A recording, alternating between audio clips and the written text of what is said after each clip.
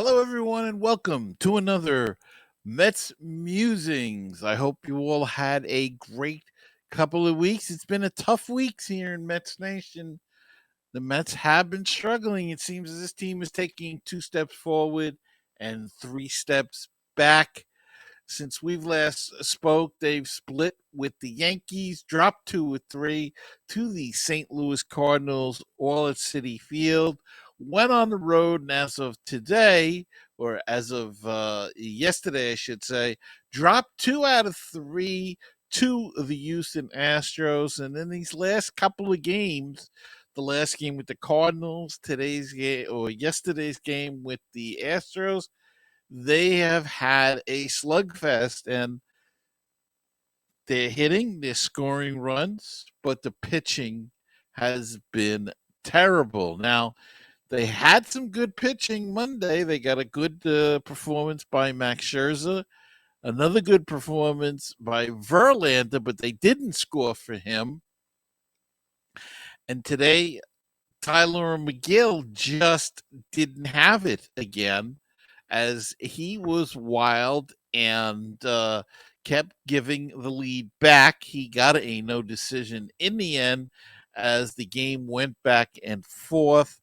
But this is a disturbing pattern. There's no consistency with the starting pitching, and the bullpen can't seem to hold a lead as well. So the Mets have struggled and they're losing ground. They are going downhill fast and losing ground to the Atlanta Braves and the Miami Marlins, as well as other surprise teams in the National League Central. This is not going to be an easy task even to get to the wild card. They have a number of teams ahead of them. I just mentioned a few: Miami, uh, Cincinnati's been playing well. Milwaukee, one of those teams are going to win a division, but you also have the Cubs above 500 or around 500. Pittsburgh, who's hit about on an 11-game losing streak now, um, but had played well early in the year, they could come back. And let's look at the West. The West is got the the Dodgers, the Diamondbacks are in first place, and the Giants. So these are all, you're talking about 3 teams in each division that could be competing, 2 or 3 teams from each division competing for that third wild card. And let's not leave out this weekend,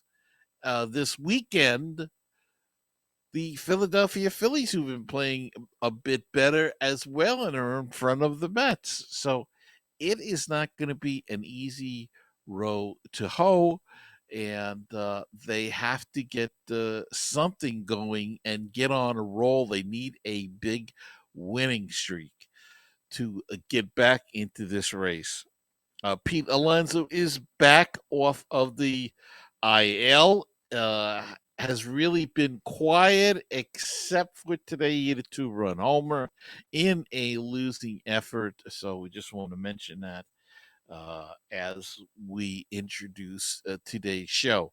Now, interestingly enough, I did not get a guest this weekend, but I was a guest on the Phillies Talk podcast, and I think we covered both teams. So I am just going to include that in this podcast, and you can see that as well as another point of view. So we'll take a look at that in just a second, but let's take a quick break and be back after this. Baseball and BBQ, your place for interesting baseball talk, opinions, and history. Baseball and BBQ, your place for barbecue recipes, tips, and interviews from the world of barbecue. If you like baseball and if you like barbecue, then tune in to Baseball and BBQ. Find us on iTunes, Stitcher, Google Play, and BaseballTalkRadio.com. Did you know that Baseball PhD can be heard on baseballtalkradio.com? Our shows rotate with other top baseball podcasts. Now, don't forget, that's baseballtalkradio.com. With us, we'll help you get a PhD in life through baseball. With baseballtalkradio.com, you'll hear the rest of the excellent universe of baseball podcasts. Hello, baseball fans. You're listening to Baseball Talk Radio, the home of great baseball talk shows. At baseballtalkradio.com, you're going to find great shows like this one with the great Gary Mack and the MetsMusings podcast. And now back to the show.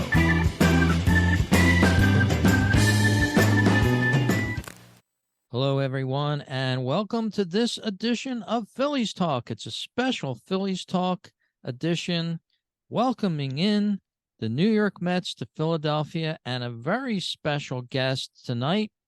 And today on the program, Mr. Gary Mack, who's a blogger and has a podcast on the MetsMusings. You may recognize him, a good friend of mine from the Baseball Talk Radio show. How are you, Gary? I'm good, Rich, and great to see you as always. And big series coming up, and I don't even know what to tell you. Yeah, it's a huge series coming up, NL East matchup. I'm starting to treasure these matchups between especially teams like the Mets, the Braves, who the Phillies are just wrapped up with. And that's baseball to me. You know, teams in your own division, especially a storied matchup like the Mets and the Phillies. We have such a great history. And preparing for this podcast, I did some research. So I'm going to be sprinkling in some of those research aspects tonight, and as well as tuning into our listeners here on Phillies Talk. And you're going to simulcast this on the MetsMusings, apparently. So we'll be sharing back and forth a little bit about both teams in the modern era.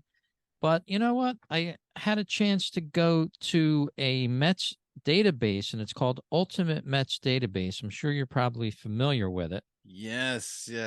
Excellent site. Because I wanted to go back to the very beginnings of Mets versus Phillies. Of course, the Phillies go back to the 1883 season, but the Mets started fairly recently, 1962. And the first game between the Mets and the Phillies was April 27th, 1962. And the Phillies ended up winning that one 11-9. So little trivia question for you guys out there. If you're a Mets fan listening, or you're, of course, a Phillies fan listening to Phillies Talk podcast, that was the first score between the Mets and the Phillies way back in April 27th, 1962. And Gary, I think you remember that season. I remember that season. I don't remember that specific game, but I do remember the 62 season, and it was not a great season, but it's really where the inspiration of the Mets, the lovable losers, the amazing, all of that came about. So it was the birth of a new team, of course, in the National League in New York, and a lot of the things we talk about today were born in that. And of course, there was a famous book written about it, Can Anybody Here Play This Game?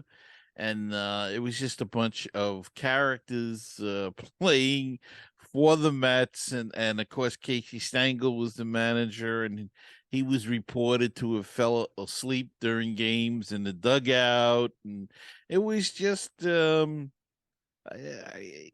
they found new ways to lose baseball games every day. And but you know, the funny thing about it was they were lovable losers. We fell in love with them even though they were so bad. They hold the record for losses in the season with 120. And they were awful, but you know, when they won, it was such a joy when they won a game that it was really quite interesting.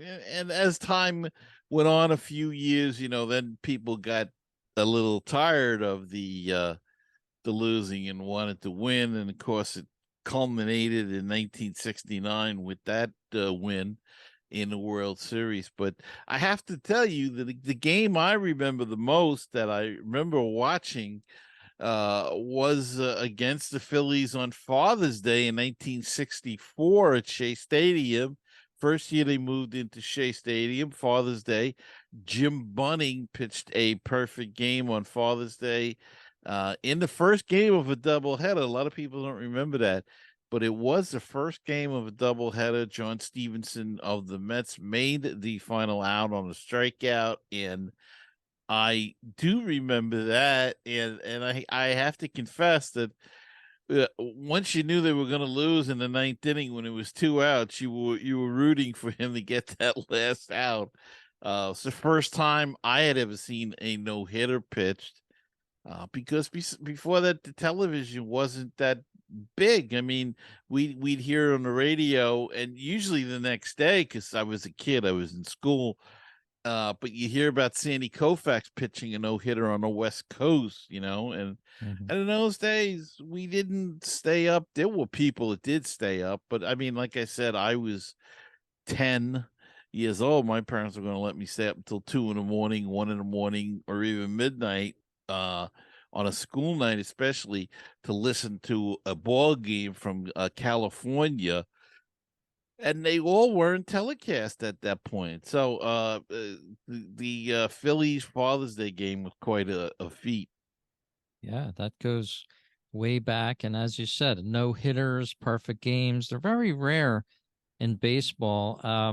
Little Mets Phillies history as they're about to kick off their second meeting of the 2023 season. And incidentally, way back in 1962, the two teams played 19 times. This year in 2023, they'll only face one another 13 times with the reduced amount of NL East action due to the fact that every team must play one another team It's in baseball this year. So we get shortchanged a little bit on that nice rivalry.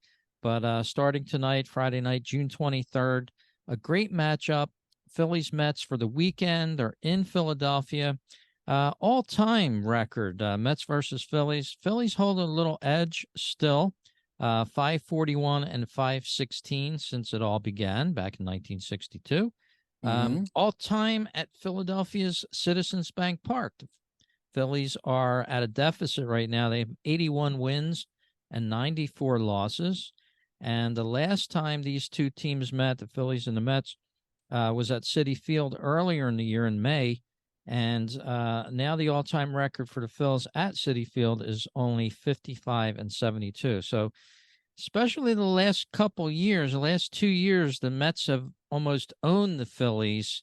And that's an amazing feat that they're currently on. Yeah, and it's been true, but this year's been such a how can we say it, a wacky season in a way with both teams.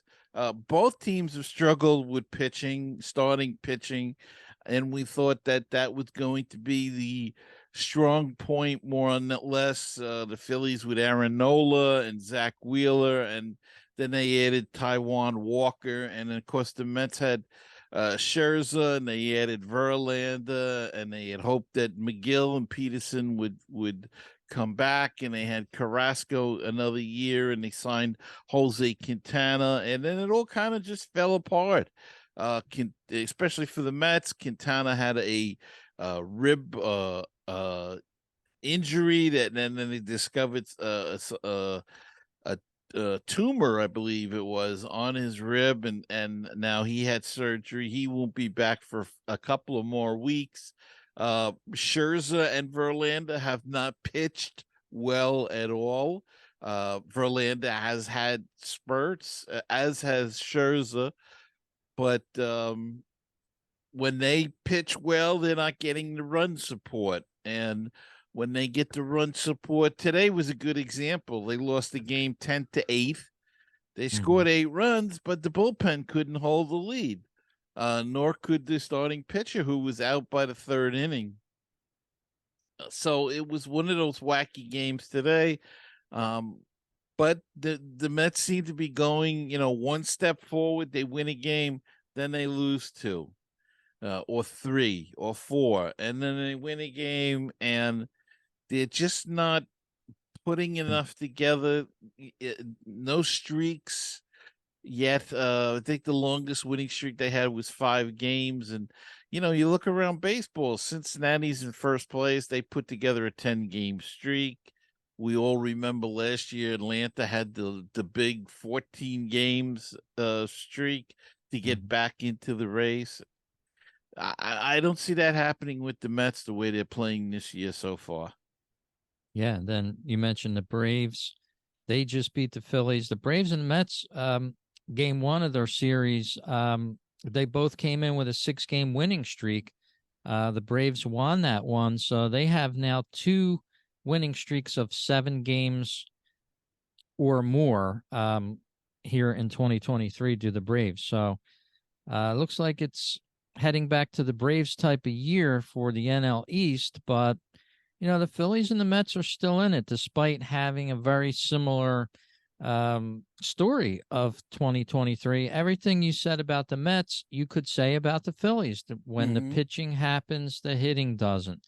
Then when the, vice versa happens, and, the bullpen will come in and be less than stellar usually, as it was with, game one of the Braves series. But,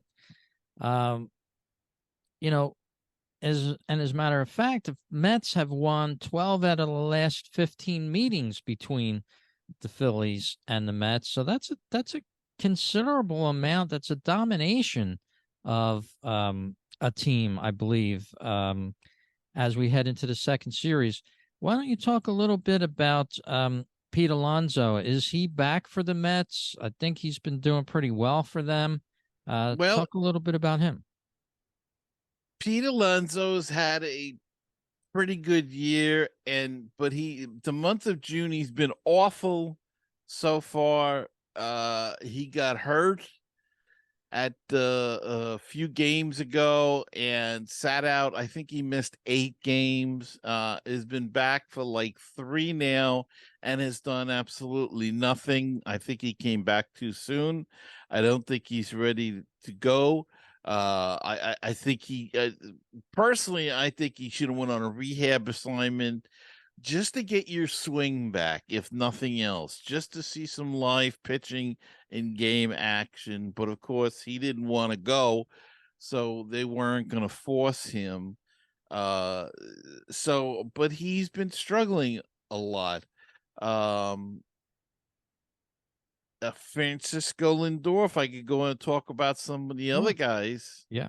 has been awful. But he has his spurts. He's driven in runs. He's hit three-run homers. I think he's got 12 homers or 13 homers. It's really a strange season, but then he'll strike out 3 times a game. Now, a guy like Lindor should be a contact hitter, and yet he's I think he's relying on the home run too much. I think the Mets rely on home run. I think they're all trying to hit home runs now. When they score a lot of runs and they were winning, it was because they were moving guys along the line. A single here, a single there. They had a game the other day. I can't remember who the heck it was against now. And I think they lost like 4-2 or something. And the other team scored 3 runs and barely hit a ball out of the infield. Mm-hmm. A bloop. There was a bloop single. It was a couple of infield hits then. Fielder's choice, and bam, all of a sudden the game was tied. And the Mets are back to that old strikeout thing, and it's just so frustrating to see because we know that when they make contact, they have a better chance of winning the game. And then of course you get that stupid stat. I think is the stupidest stat in baseball, and that's the hardest hit ball. and they had one today, and it was all outs. Mhm. What good is that? I know what the experts say. Well, if you hit the ball hard, you have a better chance of getting a hit. Um, didn't prove it today, but I digress. But that's the way the Mets season's going. They're not getting much from the DH at all. Although Daniel Vogelbach took a week off, they gave him a week off, and he's been hitting a little bit since he come back. I think it. They said he was 6 for 15 or something since coming back, so he's shown some life. But again, they've got rookies at two of the key positions. Francisco Alvarez at catching, who has started to come around and showed why he was the number one prospect of the Mets, and he's been hitting. Brett Batty, who's been up and down, but he manages to get one or two hits a game, and he always seems to get one drive and a run. So I'm not worried about those two kids. I think they're showing what they can do long term. It's their first full year, and they're going to struggle, especially Alvarez struggled mightily earlier in the season, but now with increased playing time, he's showing that he can hit better, and he has been. I think he raised his average from like 120 to 250 or something now. So he's really come around. And they platoon. They have Omar Narvaez is the catcher from the left-hand side of the plate who's caught today. Who's totally useless, I think, but that's just my opinion. And but the outfield, Brandon Nimmo is struggling a little bit at the plate. Marte is starting to hit, and Tommy Pham has been playing a lot of left field, and he's come through big in the clutches. But then they bring in the bullpen, and the bullpen blows the game. So how it is with bullpens. Bullpens are a tough thing to figure out, and one night they look like Cy Young winners are out there, and the next day they look like Triple A or double the A. Bad News Bears or something. So yeah. Well, what the Mets came into this season with was a formidable starting rotation. When I started to every day, it seemed like they were adding a new ace to the staff. Max Scherzer, of course, have been on the Mets for a couple years now. Justin Verlander, they grabbed free agency. Two old guys, quote unquote. But they didn't stop there. Adding Kodai Senga, Carlos Carrasco, he used to be a Philly before he went off to the Indians for many years, and a decent Tyler McGill. Talk a little bit about that starting rotation, and if we haven't seen the best of them yet, do you think that this starting rotation is going to improve? It's hard to say because of their age. Scherzer has shown that he's shown some glimpse of what he could be, but then he seems to tire after the fifth inning. And though he did pitch 7 or 8 innings the other night in a win, and gives up way too many home runs this year. That's another thing. That's where their problem is, and a lot of their problems are occurring in the first inning. So Scherzer, I don't know about. You don't know whether he's going to come back. Verlander has not pitched as he did last year. Now, he did miss part of spring training in the beginning of the season. He was out with an injury, and I think he's having a hard time finding his rhythm. And I also think the pitch clock is throwing all of these pitches off. As far as the Mets going, the starting rotation, I just think they cannot adjust. They're not adjusting well to it. You mentioned Tyler McGill. He had a great game his last start. Today he got knocked out in the third inning. He had 4 walks in the second inning or something. Gave up 4 runs and got a no decision today. But he has struggled all year. He made some mechanical adjustments in his previous start. He had a terrific start. Didn't seem to carry over to today. As you said, they have Carlos Carrasco. He's up and down, and again, the home run ball has been terrible. He'll pitch a terrific game, and the next game he'll give up 8 runs in the first 2 innings. So there's no consistency. Jose Quintana, I mentioned, had surgery. He is on a rehab assignment now. He could help boost this rotation if he could settle it down a little bit. Kodai Senga's been very good. But it's his first year, so he's getting adjusted. So he's been sort of iffy. He's had some really terrific games when they needed it. He stopped a couple of losing streaks. But then he got hammered a couple of outings. So I think he'll be okay. He's just adjusting. I hate to say it in the first couple of weeks or mid-June, but I think you're going to see better of him next year when he's more settled into the American way.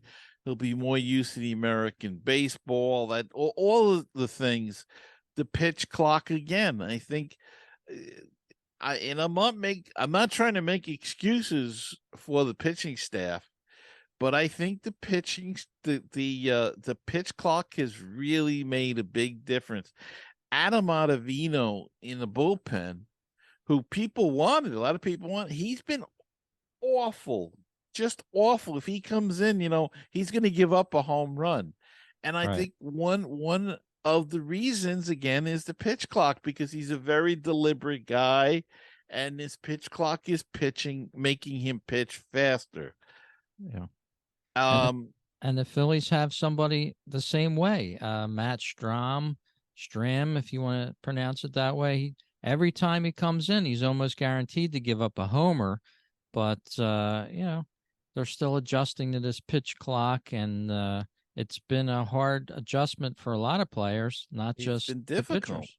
Yeah. And what is the problem with Aaron Nola and Zach Wheeler that they're struggling so much this year? They both got their 6th win of the season. In fact, everybody's tied at 6 wins, I believe, for the lead on the Phillies. But they've been a victim of the long ball themselves. Aaron Nola especially, he'll pitch a couple good innings, then he gives up a 3-run bomb in the third time around the rotation. So then, or he's tied. The Phillies can't seem to score very much when he's on the mound. So that's been the issue for him. Zach Wheeler's been a little more someone that you could count on, so to speak. And recently they've both picked it up. So hopefully we'll see more of that. Wheeler had his last game that he pitched in Oakland with a victory, a narrow victory, mind you, 3-2 over the hapless Oakland A's, but a win's a win. And we're going to see some great matchups with this weekend series with the Mets. Kodai Senga going in the first game against Christopher Sanchez, which, he's been pressed into service by the Phillies as a starter. Typically a relief pitcher, but they've had to make him a starter, which he's been pretty decent at so far, but he's really not a starter. He's had 2 games started this year, 8.1 innings pitched so far, 10 strikeouts. So they're getting something out of him. Matt Stram they used last year as a starter, along with another bullpen reliever, Bailey Falter, who really had a good run for the Phillies as a starter towards the latter end of the 22 season. But now he's not part of the picture of the starting rotation. But Saturday's matchup's going to be equally as nice between the Mets and the Phillies. And then Sunday is probably going to be your marquee matchup. Max Scherzer going against Ranger Suarez. So I'm looking forward towards this series, Gary, and I'm hoping for an improvement from the Phillies, of course.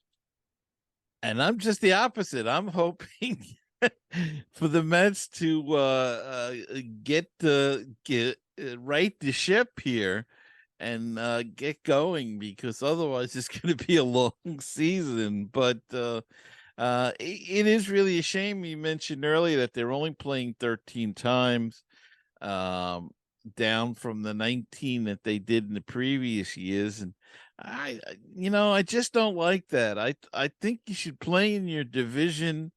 I don't care how dull or boring people say, oh, you see the same teams, but I don't care to play, you know, the Yankees and the Red Sox and the Texas Rangers. I don't really care.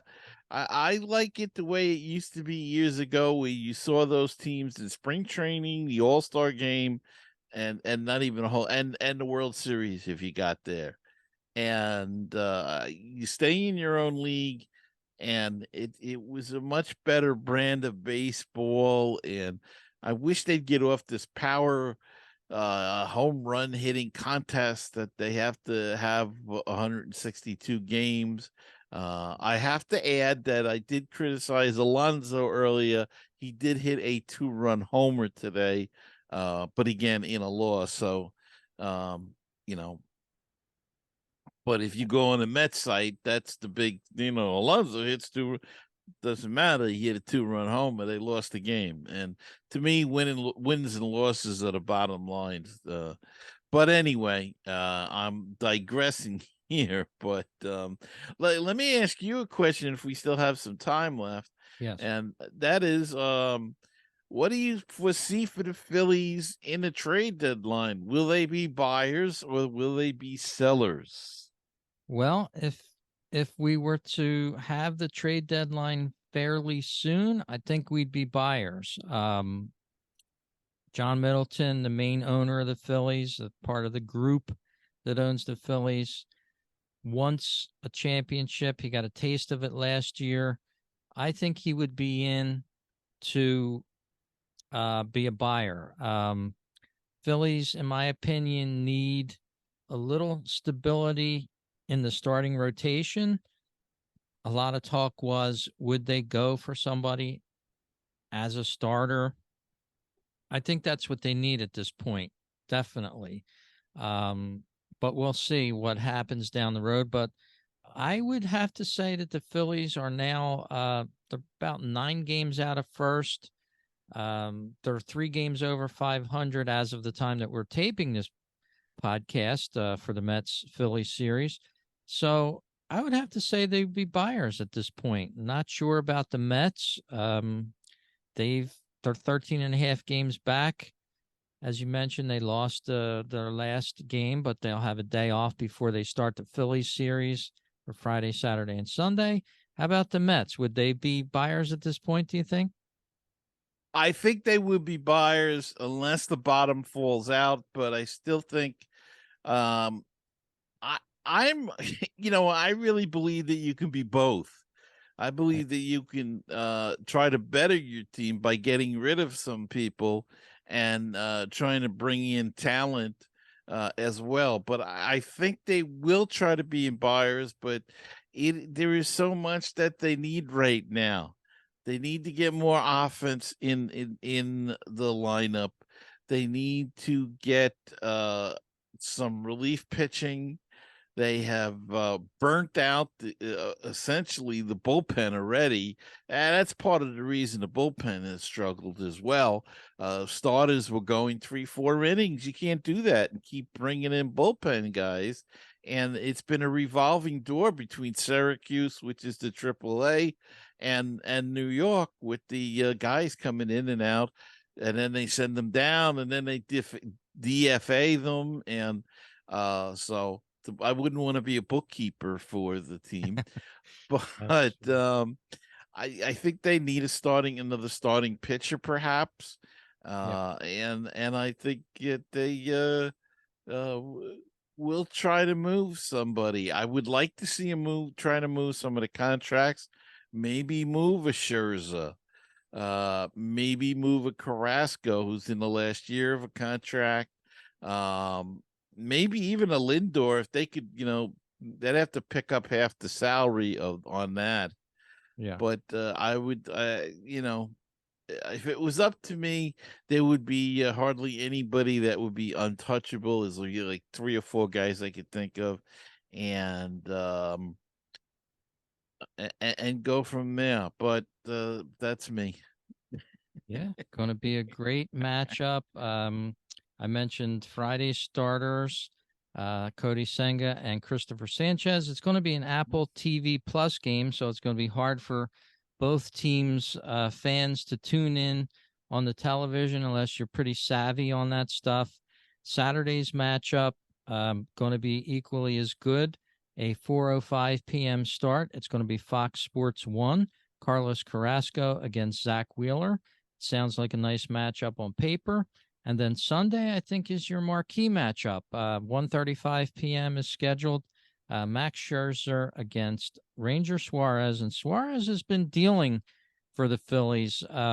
He stayed toe-to-toe with Spencer Strider in Game 1 of the Braves series. Gave up just a couple of hits. Gave up less hits than Spencer Strider and still ended up not winning that game. Phillies dropped it, but I was very proud of him. It seems like he's on a different level already after coming back from injury. But yeah, I'm looking forward to this matchup. I just want to keep Mark Canha away from the Phillies because he sort of demolished them in the last series. Well, with Suarez pitching and um uh is Sanchez, I don't know. I don't know much about him. Is he a righty or a lefty? I believe he is, let me check, a righty. Relief pitcher, bats left, throws left. So that's how much I follow him. But Okay. yeah, Then he's a you're left. gonna see Canha. 'Cause Canha's been DHing a little bit from the right side of the plate. So you're gonna see Canha against Suarez and against Sanchez. So let's hope he continues his demolishing. Very good. We'll have to see what happens during the series. Looking forward to it. Just getting back to a little history before we wrap up the show. Phillies that have worn Mets uniforms over the years and Mets players that have worn Phillies uniforms over the years. And I just went from memory and I wrote down a few on paper, and then I found this ultimatemets.com database, and it made it so much easier because it lists Yeah. everybody. But Tug McGraw, of course, Met Zach originally. Wheeler, Zach Wheeler, Lenny Dykstra, Lenny Dykstra, John Stearns made the John Stearns, Del Unser had Del Hunt, Juan Samuel. Juan Samuel, Nino Espinoza. How about that name from the 70s? Yes. Taiwan Walker off the top of my head. On and on and on. Tommy Hunter. Tommy Hunter was a Phillies reliever. And Robertson. You guys picked up Robertson. Dave Robertson, played for the Phillies last year. Yeah. And on and on. Richie Ashburn. Yeah, Richie Ashburn. Believe it or not, Ty Wigington. Didn't know he actually played for the Phillies a short time, but I think it was short time. But yeah, a lot of shared. Noah Syndergaard, of course. Yeah.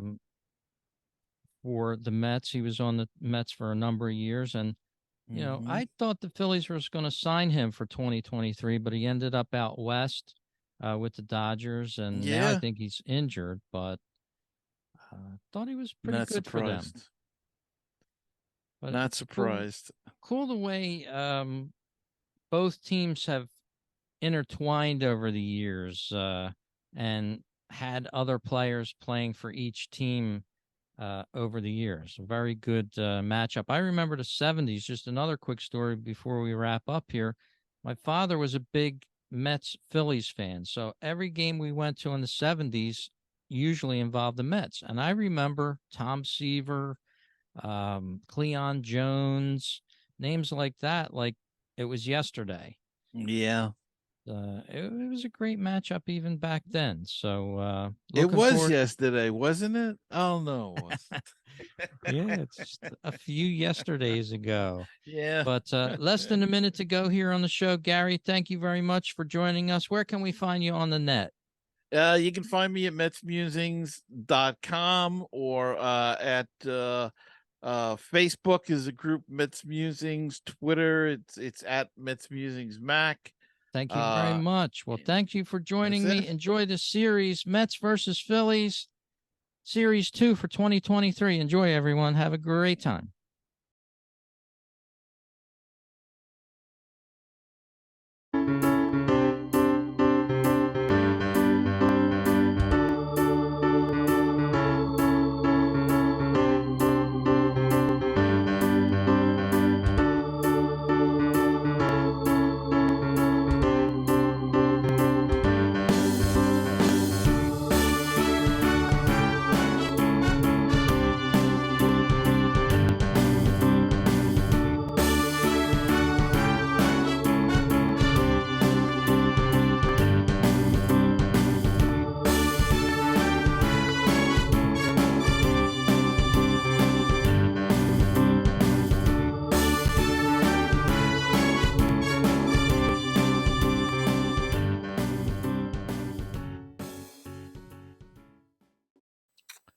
And we're back, and I hope you enjoyed that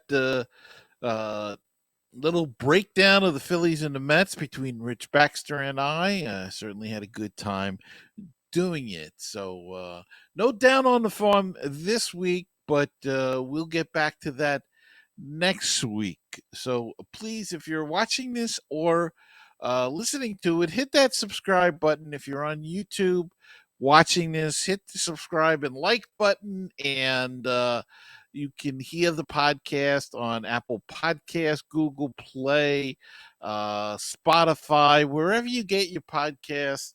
We are there. So please take a listen and take the time to hit the subscribe button there so you know when a new episode of Mets Musings will be out.